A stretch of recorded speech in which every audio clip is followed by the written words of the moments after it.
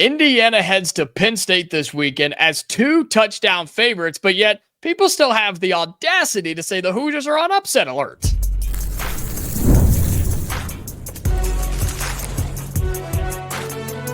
You are Locked On College Crossover, part of the Locked On Podcast Network. Your team every day.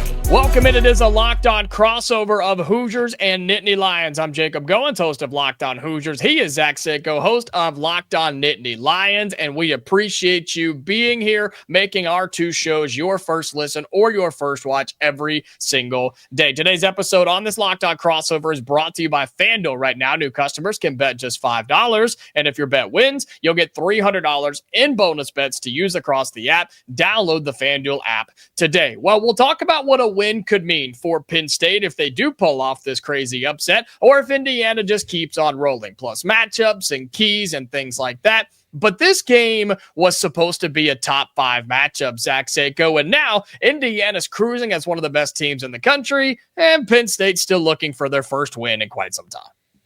Yeah, that's why I find it really interesting that people are trying to make the argument, or that there's even a semblance, a little bit of confidence that Penn State can pull off this upset. Unless Penn State's making radical changes, which they just continue to show that they're going to stay on this road, that they are afraid to push the envelope. They are afraid to make radical necessary changes, because what are you afraid of at this point in time? You're worried about hurting a transfer's feelings, or you're worried about what bowl invite you may or may not get after the expectations were college football playoff, conference contention, national title contention. Oh, but we can't make these depth chart changes because you got to do something.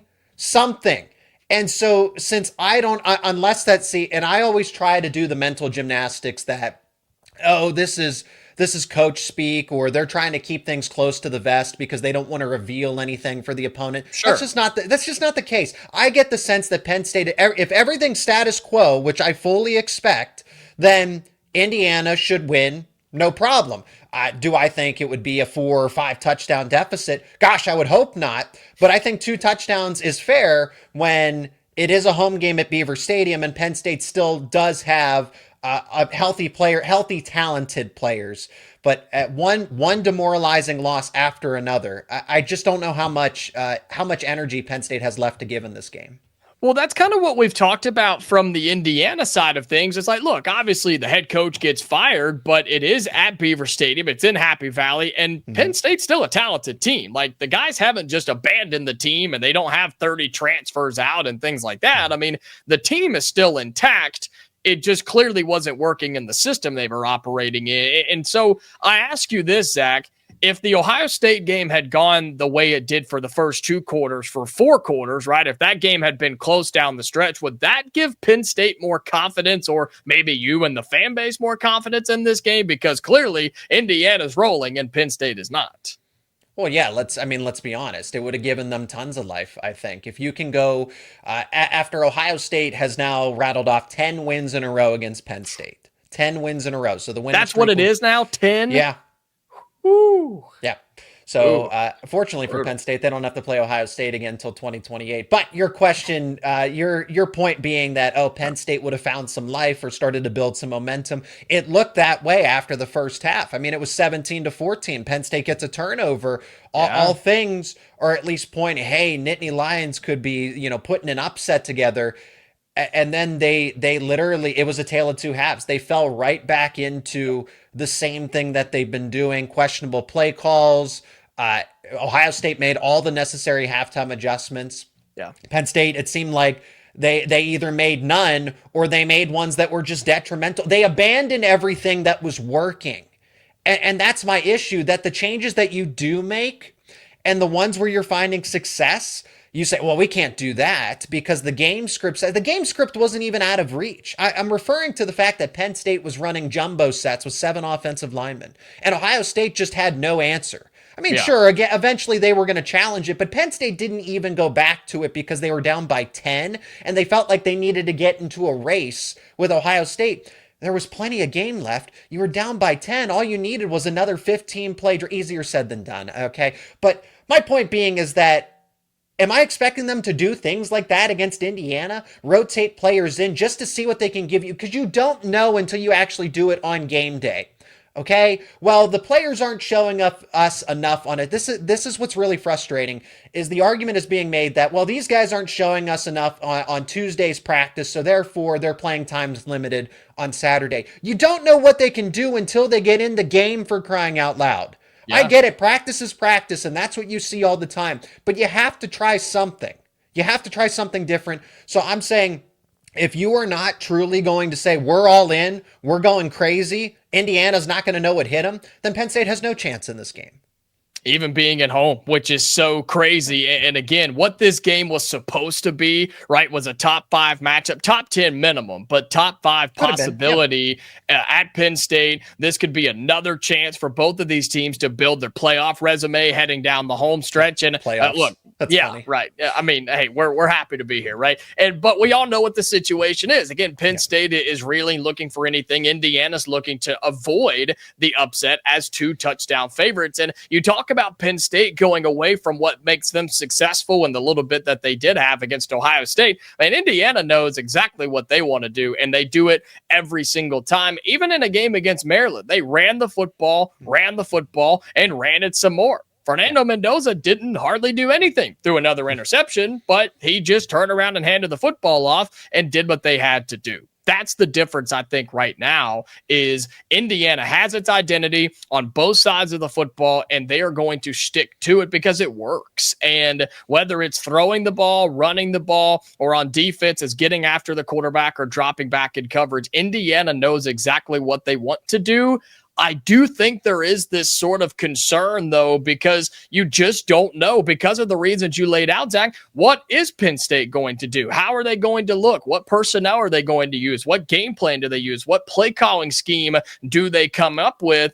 We just simply don't know, because it's an interim staff with a bunch of changes, and you just don't know what you're getting into. You can't watch film from the first 4 or 5 weeks of the season because that's not really relevant. So is there a way that this upset could happen? Absolutely. But It would take Penn State playing their best and Indiana probably playing their worst. Would you agree? That's the same thing as I said for Ohio State, is that eventually, Penn State could have made it fun. They could have, and they did, right? They made it fun for a first half of football, but then eventually talent was going to take over, and coaching. I mean, Penn State's coaching staff. Look, I have the utmost respect for Terry Smith as an interim head coach. I don't know what happened to Andy Kotelnicki, because that was a top 15 offense to now they're outside of the top 100. I would still like to think that he is somewhat of an offensive guru. But I guess when you don't have the same players, when you don't have Tyler Warren, it all falls apart. And then Jim Knowles, hey, if you don't have 5-star talent all across the field, is he even that good of a coordinator? So Indiana, even if they get into a close situation, and Penn State's, building some confidence, building some momentum down the stretch, we're in it, man. We can, and that's how Northwestern, UCLA, they were able down the stretch, they built that belief like, oh, we're in it, we're here. But at that point in time, Indiana's just going to be able to out-talent and out-coach Penn State down the stretch. So even if this is a close game, I really don't see it where Indiana, could this be close? Sure, but kind of the same thing with Ohio State. I'm not expecting a win here whatsoever. If they cover, great. I am no wins for Penn State this weekend. When we come back, I want to talk matchups, some expectations about the crowd, about the performance, about the mentality of these teams, and where we go from here. We're talking Indiana and Penn State on this Locked On Crossover. And this episode is brought to you by SupplyHouse. When the opening whistle blows on a new repair, get your crew moving forward with SupplyHouse. Order today and see parts on your doorstep tomorrow. Over 280,000 plumbing, HVAC, and electrical items from the most trusted brands in the business are available. Their real-time inventory and honest lead times keep you from punting on projects, while their industry-leading customer service always has your blind side covered. Do you need parts fast for a project? Well, SupplyHouse has next-day delivery. Talk about a game changer. The Part Finder tool and the Part Finder tools and 3D schematics can save you hours on jobs. where every detail matters. And their Trademaster perks, like priority shipping and dedicated support, make the whole process smoother. Join the free Trademaster program today and score serious perks like priority shipping, lower prices, and a dedicated support line. Visit SupplyHouse.com to sign up for free and use promo code SHCollege5 for 5% off your first order. That's SupplyHouse.com. Real people, real service. All right, we're back on this Locked On crossover of Hoosiers and Nittany Lions. Again, I'm Jacob Goins of Locked On Hoosiers. He is Zach Seyko of Locked On Nittany Lions. It's wrestling season, right, Seyko? It's wrestling. You guys are pumped up for that. Big deal, I understand. I like wrestling. I'm into the college stuff, and I know that that's what you guys are just waiting for. We've been waiting on basketball season, not wishing away football, but basketball is still king, and I know wrestling is a big deal for you guys. But we are talking football here on the show, and again, a game that I don't know what the country is going to do. It's big noon kickoff. This is the game on Fox for Indiana and Penn State, but yet does the country watch this game or do they not care? And my question for you, since it's in Happy Valley, do the Penn State fans care? Do they show up? Is this a sellout for the Nittany Lions, or have they already just cashed out and moved on? I wouldn't call this a sellout. So Penn State fans, I mean, are still pretty dedicated. This fan base was when James Franklin was still the head coach, and the question was, well, James Franklin's not getting enough support from the fan base. I mean, they still showed up for Northwestern in that game. And I fully expect there to be because it is, I mean, you're passing up on, I think about it, you're passing up on an opportunity to see a top 3 team come into Beaver Stadium, regardless of what Penn State is. And again, there still is that subtle belief, whether that's by diehard Penn State fans or people that, just think that, oh, Indiana's not as good as they're perceived to be kind of set up. That's why Fox took this game. Okay. It's the number 2 team in the country visiting a big brand name in Penn State. So the viewership's still going to be there. The attendance is still going to be there. It's just definitely, it's not the same. The energy levels are down, but I still think the commitment level is there. And that's how I would describe this. The same thing that I'm talking about here for the fan base is kind of the similar setup for the football team. The energy is down, but at least they're going to scrap. At least they're trying. But all things considered, I mean, this is just not the same team that it was on paper at the beginning of the season. There are serious systemic issues, and then on top of there's nothing to play for. So you're going out there and you're getting maximum effort that is capped at a new level, if I can describe it that way. Yeah, I mean, that makes sense. And to kind of push back on the flip side, the thing that makes Curt Cignetti so special and this staff so special is despite all of that, right? All the issues for Penn State, all the lack of energy or whatever team shows up, because again, you kind of walking in blind a little bit. Despite all of that, I expect them to be focused. I expect them to be prepared. I expect Indiana to play for 4 quarters and put everything they have into this game, because they did that against Maryland and UCLA, even against Oregon and Iowa and Illinois. I mean, this Indiana team shows up and does the same thing over and over and over again. And that's what gives me confidence in this game. Do I think 2 touchdowns could be a lot and maybe too much? Sure, anything can happen, but man, when these 2 teams square off, then you just start talking about what's on the sidelines versus what's on the field. Preseason, people wouldn't have wanted to hear this, but I think you can all agree now, Indiana's just as talented as Penn State, if not more. At certain positions, it's undoubtedly more talented as Indiana than Penn State. So there's no reason for the Hoosiers to lose this game, and I'm not overly worried about it because I know who my head coach is, and I know what Brian Haynes does defensively. I know what Mike Shanahan does offensively. Indiana working through some injury things, but this week has been a lot better than you were last week. You're going to have Aiden Fisher back for the most part, so that's good. Yeah. Indiana working through some of those things. And so for you, again, other than winning the game, of course, for Penn State, is there a particular player or position or just something that you're looking for the rest of the season, other than the head coach out there somewhere? Something in this game, Zach, that you or Penn State fans are looking for the Nittany Lions? Yeah, let's talk coaching carousel, because that's that's the conversation that anybody and everybody. I mean, it's what we want to talk about, right? No, but for respect to the game, because there's a ball game being played. and Penn State is at the very minimum competitive for at least a half, right? No, Ohio State. See, here's the thing, though. Penn State has certainly been tested by a top 10 defense across the board. You could argue that Ohio State was the number one defense this past weekend when they played them.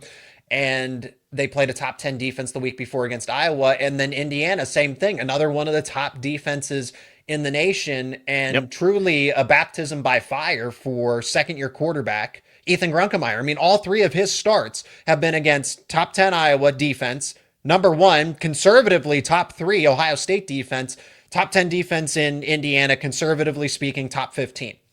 So, wow, that's it. And now this one's at home. So I guess if those things are lining up, as far as a position group goes, it's going to be wide receiver once again, because there's just all this chatter about what are you doing about the intermediate passing game? What are you doing about the downfield passing game? That's what I alluded to in the first segment, man, is, oh, Penn State's afraid to upset a transfer player's feelings because a young rising star it isn't getting the playing time that they should be because Tuesday's practice wasn't perfect. And I know that's I hate that. I hate that mentality.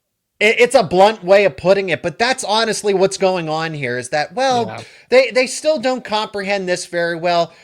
You won't know until you try it. But we see it daily on a practice, but it's different when it's an actual game. I understand that practice is practice and you see 80% of it and you kind of know the results from there. But I'm looking at wide receiver, Kobe Howard, Tyser Denmark, 2 young players that have star potential yet are not getting in the ball game. So how good are they, right? We don't know, but when they get the limited reps that they do, Kobe Howard in particular, I mean, you could make the argument that if I do the math for it between how many opportunities that he's getting compared to all of the veterans and the seniors and the senior transfers, he is the most efficient in the 5 to 10 snaps that he gets because he's getting plays of 15, 25 yards in just a few snaps versus guys that are playing a full 4 quarters and put together fewer catches and fewer yards than him. Doesn't make any sense. I mean, it literally comes back to the players and the scheme you were using got the head coach fired. So why would you stick with that and expect it to be different?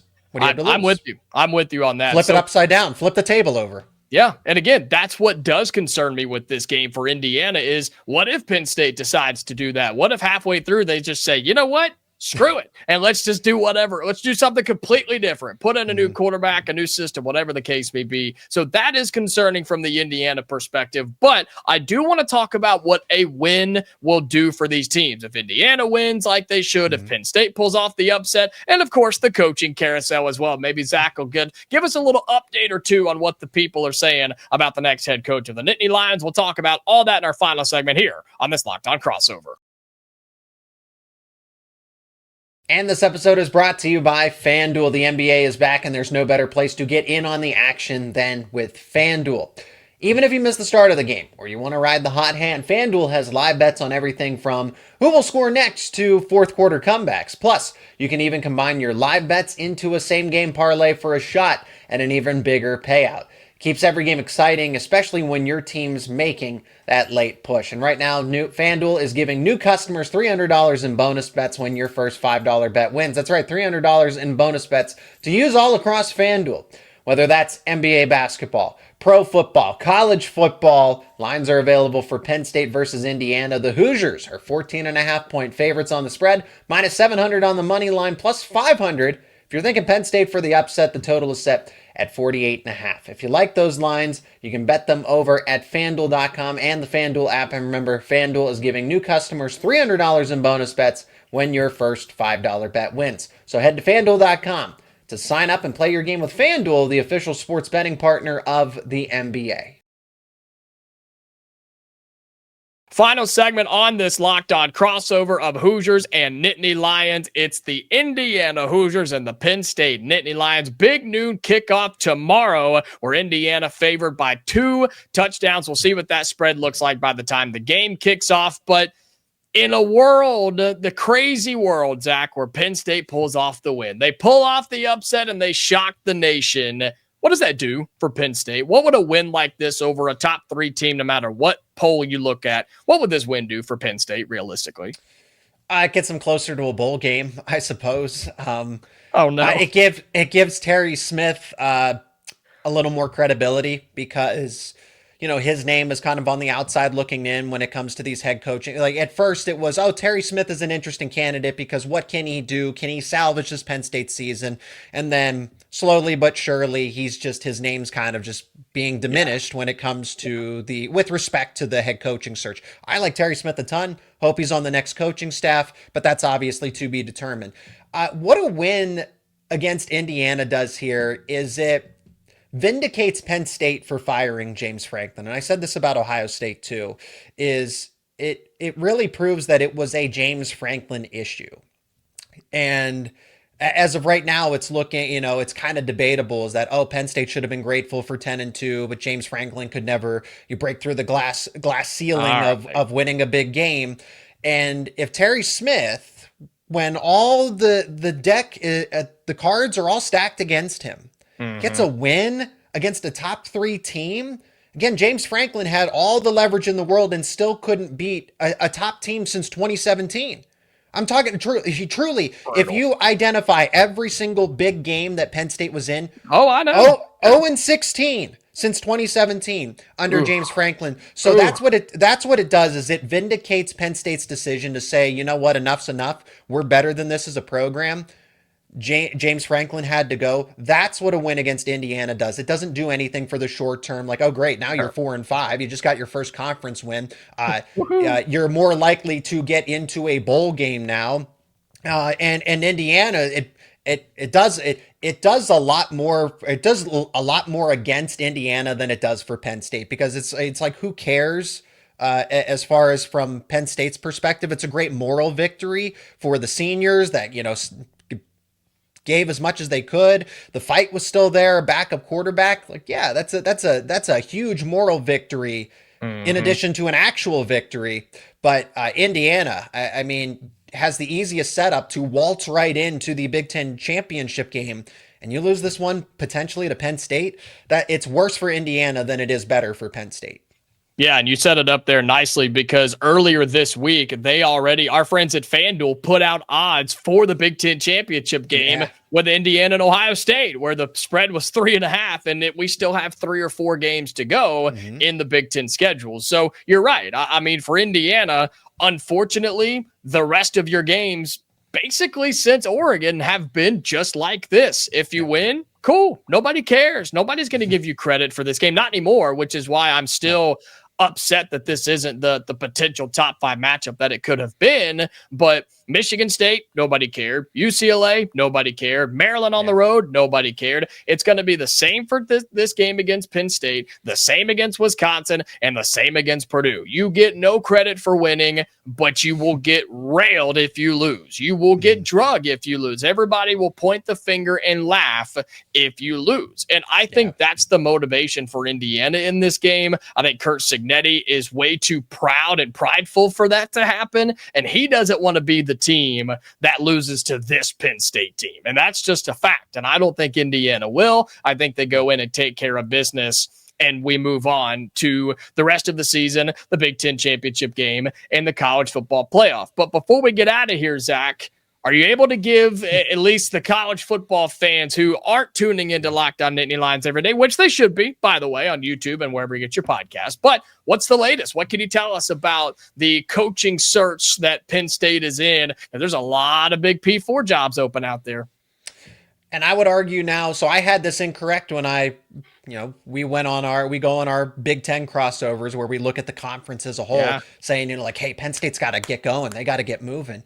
And Auburn, LSU, and Florida, for their distinct reasons, Penn State's the number 1 job, and it's not close. There is a clear separation, is what I'm saying. Okay. Is that Penn State is a much more desirable job for a variety of reasons, right? Florida hasn't been really that stable of a program since Urban Meyer and Steve Spurrier. It's not like a coach comes in there and say, well, okay, Dan Mullen, but even still, there's not that commitment unless you are a superstar elite head coach. LSU has politicians meddling in its football program. Do you really want to be on the wrong side of a politician's decision making? That's just, man, I don't know. I get all the benefits of LSU. Sure. But they're not doing themselves any favors. No, is what you're saying. No. Yeah. When Louisiana State politicians are getting involved, when they're meddling, and then kind of say Auburn. Auburn's since Gus Malzahn, they haven't really been stable, and that's the argument. While Penn State is heading in that direction.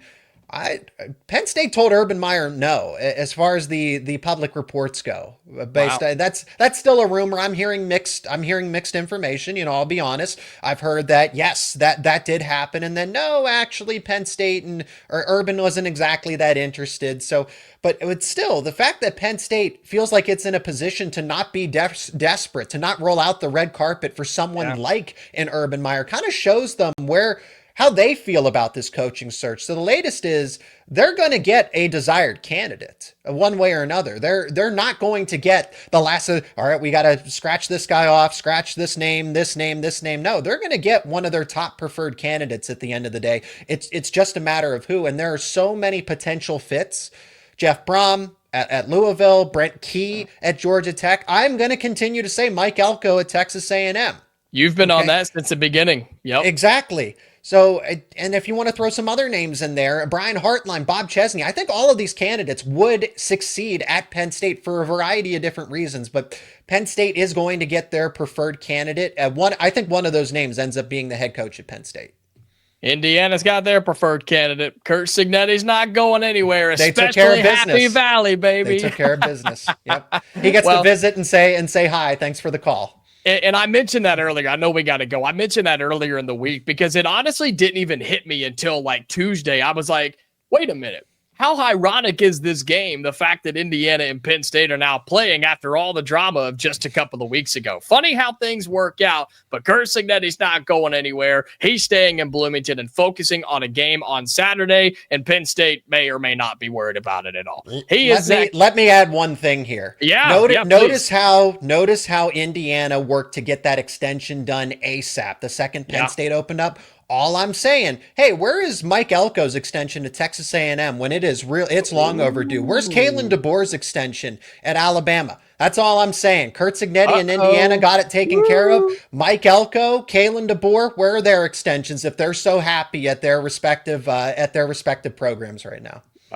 Zach Seyko of Locked On Nittany Lions dropping some fire on the way out here as we do our Locked On crossover. Again, he's Zach Seyko of Locked On Nittany Lions. I'm Jacob Goins of Locked On Hoosiers. Make sure you subscribe to our respective YouTube channels if you're watching on there. Drop your thoughts down in the YouTube comments about a score prediction, head coaching predictions. Who is the next head coach at Penn State? We want to hear from you, whether you're Nittany Lions fans, Hoosiers fans, or just Big Ten football fans as well. And if you're listening on your audio platforms, follow us there and turn on your notifications as well. We are back for regular episodes on our channels next time, fans. So until then, stay safe, and we'll talk to you later.